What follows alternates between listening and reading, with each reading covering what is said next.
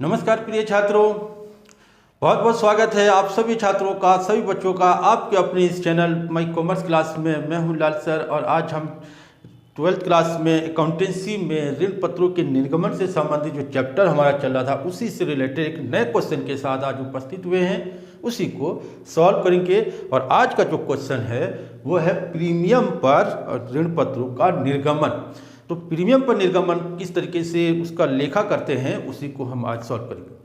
तो सर्वप्रथम मेरा सभी छात्रों से अनुरोध है जिन्होंने अब तक हमारे चैनल को सब्सक्राइब नहीं किया है, फटाफट हमारे चैनल को सब्सक्राइब करें, वीडियोस को लाइक करें और ज़्यादा से ज़्यादा शेयर करें ताकि हर एक बच्चे तक जो कॉमर्स पढ़ने वाले छात्र हैं उन तक हमारी वीडियो पहुंच सके और बोर्ड के एग्जाम में जो आपके क्वेश्चन आने वाले हैं किस तरीके से आने वाले हैं वो सारा क्वेश्चन को, कोई भी समस्या है वो सारा समाधान आपको हमारे चैनल में वीडियो के माध्यम से मिलेगा।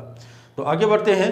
तो आज का जो क्वेश्चन है प्रीमियम पर जब ऋण पत्रों का निर्गमन कंपनी करती है तो किस तरीके से लेखा किया जाएगा।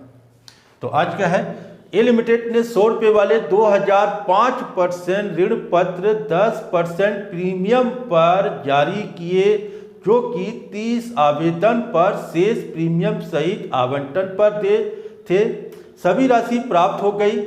₹500 ऋण पत्रों के निर्गमन पर व्यय हुए हैं। क्वेश्चन इसमें कभी ऋण पत्रों के निर्गमन पर जो खर्चे होते हैं उसके लिए भी क्वेश्चन दिया होता है।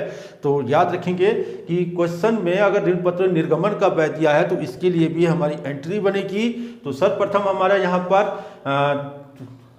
100 रुपये वाले हैं, 2000 ऋण पत्र हैं 5% वाले, क्योंकि 10% का मतलब हो गया 100 रुपये वाले ऋण पत्र में 10% का मतलब 10 रुपये प्रीमियम पर जारी किया है। तो यहाँ 2 बार में मांगा 30 रुपये आवेदन और शेष प्रीमियम सहित। भाई यहाँ पर एप्लीकेशन हो गया और अलॉटमेंट 2 ही बार में मांगा। 30 रुपये यहाँ है तो यहाँ कितना हो गया 70 + 10 रुपये 2 बार में मांगा। तो 2000 ऋण पत्रों का 3 के हिसाब से 60,000 रुपये हो गया। 2 सत्ते 14, 1,40,000 हो गया प्लस प्रीमियम हो गया 20,000 रुपये, यानी कि 1,60,000 रुपये यहाँ पर पैसा बनता है। तो वही चीज़ आ गया, 60,000 रुपये रिसीव हो गया, 1,60,000 रुपये ये रिसीव हो गया। तो 4 एंट्री बन रही है। हमारा जो सवाल है वो 4 एंट्री के माध्यम से है। प्रीमियम पर निर्गमन का मतलब यही हो जाता है कि जब कंपनी को अपनी आवश्यकताओं के लिए जब एक्स्ट्रा पैसे की जरूरत होती है तो प्रीमियम पर निर्गमन करती है। और प्रीमियम पर निर्गमन का मतलब हो गया उसको पूंजीगत लाभ प्राप्त करने के लिए किया जाता है। और इनका प्रयोग पूंजीगत हानियों के अपलिखित करने के लिए, किसी भी प्रकार से पूंजीगत हानि होती है तो उसमें समायोजित करने के लिए इसी प्रीमियम राशि से ही समायोजित करती है। तो प्रीमियम पर निर्गमन करना एक्स्ट्रा लाभ कमाने के लिए प्रीमियम पर निर्गमन करती है। तो इसी को हम जनरल एंट्री के माध्यम से करते हैं। देखिए छोटा सवाल है, 3 नंबर 4 नंबर का सवाल तो पेपर में इसका आएगा ही आएगा। छोटे सवाल के लिए 3 नंबर या 4 नंबर आपके बनते हैं। तो अगर आपने छोटे सवाल इसको सही से कर दिया तो 3 या 4 नंबर आपके 100% पक्के हो जाते हैं और वो बोर्ड के एग्जाम में आपका कहीं नहीं रहेगा। वो 3 से 4 नंबर 100% पक्के हो गए। तो general entry in the book of A limited.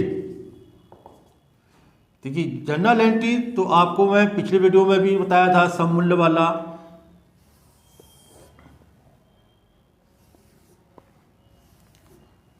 Lab amount, ठीक है, ये हो गया आपका डेट पर्टिकुलर लैब अमाउंट। तो पहली एंट्री हमारी रिसीव की, पहली एंट्री तो हमारी रिसीव की हो गई। एंट्रियाँ तो मुझे लगता है कि सभी बच्चों को याद हो गया होगा, क्योंकि शेयर के निर्गमन से जो संबंधित एंट्री थी वही एंट्री हम यहाँ कर रहे हैं। तो इसलिए मुझे लगता है कि सभी बच्चों को याद हो गया होगा, कोई फर्क नहीं लगा होगा। तो सिंपल ही है और याद करने में भी और समझने में भी। तो बैंक अकाउंट डेबिट टू कितने % डिवेंचर है, देखिए इसको तो लिखना ही है। 5% डिवेंचर एप्लीकेशन अकाउंट, कितना पैसा 60,000 रुपये, 60,000 रुपये। तो ये हो गया एप्लीकेशन मनी रिसीव। दूसरा ड्यू का हो जाता है 5% debenture debenture application account debit to 5% debenture, यहाँ पर तो पूरा लिखा जाएगा डिवेंचर 60,000 रुपये। ये क्या हो गया, debenture application money transfer to debenture account या डिवेंचर एप्लीकेशन मनी ड्यू, तो ड्यू कर लीजिए या फिर एप्लीकेशन मनी को डिवेंचर अकाउंट में ट्रांसफ़र करने की एंट्री यहाँ पर की गई है, उसको नरेशन में लिख लेंगे। तीसरा एंट्री फिर अब आता है प्रीमियम वाला, जो याद है कि मैंने आपको पहले ही बताया है कि जो चीज़ जहाँ जुड़ रही है उसको हमने क्रेडिट साइड दिखाना है और जो चीज़ जहाँ घट रही है उसको हमने डेबिट करना है। तो प्रीमियम तो जुड़ के आ रहा है क्योंकि एक्स्ट्रा वैल्यू है, कंपनी जोड़कर पैसा ले रही है तो इसलिए यहाँ जुड़ रहा है। तो जुड़ने पर क्या हो जाएगा, प्रीमियम को क्रेडिट करेंगे तो टोटल पैसा अलॉटमेंट में कितना आना चाहिए, तो 5% डिवेंचर अलॉटमेंट अकाउंट डेबिट 1,60,000 रुपये टोटल पैसा, जिसमें से 5% डिवेंचर का तो पैसा कितना है 1,40,000, डिवेंचर पे तो 1,40,000 आना है, बाकी वहाँ पर टोटल प्रीमियम कितना आ रहा है 20,000। तो इसको हम क्या दिखाएंगे, सिक्योरिटी प्रीमियम रिजर्व अकाउंट के नाम से दिखाएंगे 20,000 रुपये। सिक्योरिटी प्रीमियम रिजर्व, क्योंकि पूंजीगत हानियों को करने के लिए पूंजीगत लाभ होता है, इसलिए पूंजीगत संचय के रूप में दिखाते हैं ये। और इसको बैलेंस शीट में कंपनी कहाँ दिखाती है, रिजर्व एंड सरप्लस के अंतर्गत इसको दिखाया जाता है। तो इसलिए एक्स्ट्रा लाभ होता है, पूंजीगत लाभ के लिए काम करती है, तो पूंजीगत जुटाने के लिए क्या करती है, रिजर्व प्रीमियम पर जारी करती है और प्रीमियम को सिक्योरिटी प्रीमियम रिजर्व के अंतर्गत हम इसको यहाँ पर दिखाते हैं। तो ये तो हो गया आपका तीसरा allotment money due with premium. चौथा एंट्री अब इसी का रिसीव हो जाता है, bank account debit to 5% debenture allotment account, कितना 1,60,000 रुपये, 1,60,000 रुपये। तो ये हो गया आपका अलॉटमेंट मनी रिसीव। तो दूसरी एक चीज़ और बात बताना चाहूँगा बच्चों, ध्यान देना है कि प्रीमियम और कटौती, क्योंकि कटौती पर भी है, इसको मैं आगे भी बताऊंगा। प्रीमियम और कटौती पर अगर कंपनी ने ऋण पत्रों को जारी किया है और सवाल में नहीं बताया है कि प्रीमियम किस मद में है या कटौती किस मद में है, तो उस कंडीशन पे हम उसका कहाँ दिखाएंगे, अलॉटमेंट पर ही दिखाना है। अगर प्रीमियम को जहाँ पर आप शेष प्रीमियम सहित आवंटन पर लिखा है, अगर खाली आवंटन शेष आवंटन पर लिखा होता तब भी हम प्रीमियम को अलॉटमेंट पर दिखाते हैं। या तो सवाल में लिख दे आवेदन पर है प्रीमियम, आवंटन पर है, याचना पर है, तो अगर लिखा है तब तो वहाँ प्रीमियम दिखाएंगे, लेकिन अगर नहीं लिखा है तब हम अलॉटमेंट पर ही प्रीमियम को शो करेंगे। उसका लेखा कहाँ किया जाएगा, अलॉटमेंट पर ही किया जाएगा।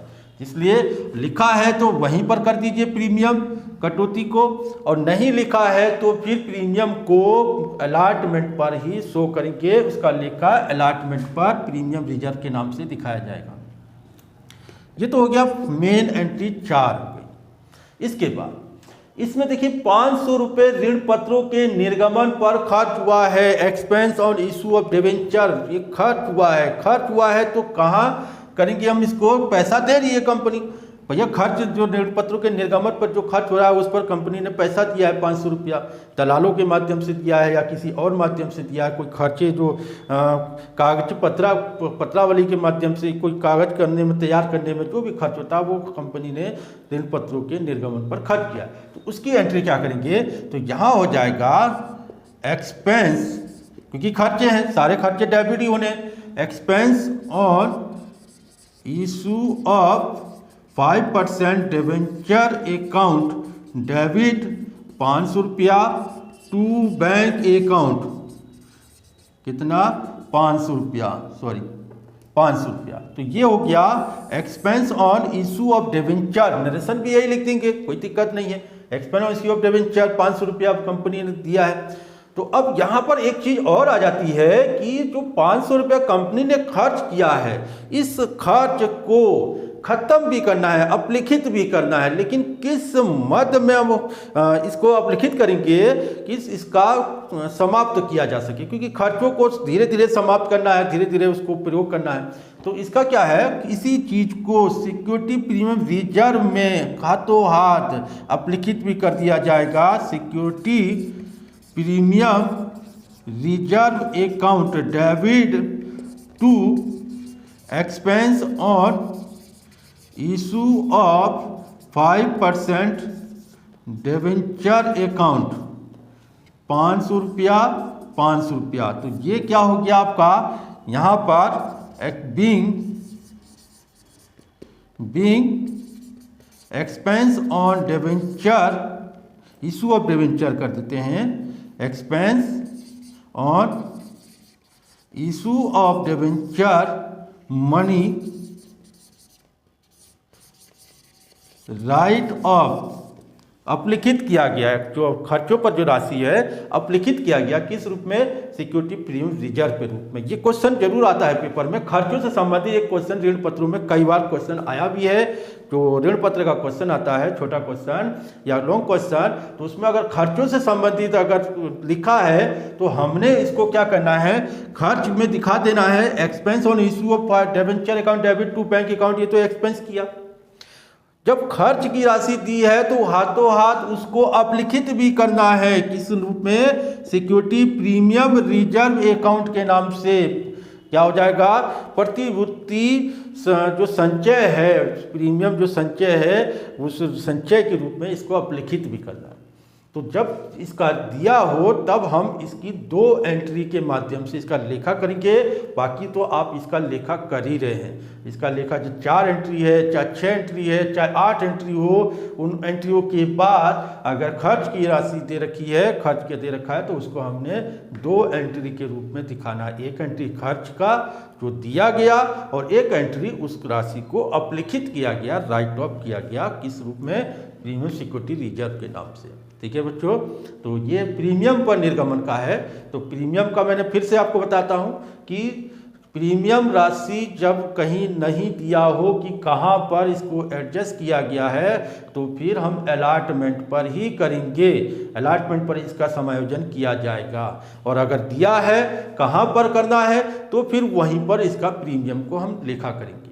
ठीक है बच्चों, ध्यान रखना है, अक्सर बच्चे कंफ्यूज हो जाते हैं, और तो इसको ध्यान रखेंगे। तो इसका किस तरीके से दिखाना है, कहाँ दिखाना है, और खर्च दिया है तो खर्च के लिए 2 एंट्री आपको करनी है। ठीक है बच्चों, तो आज के लिए इतना ही है।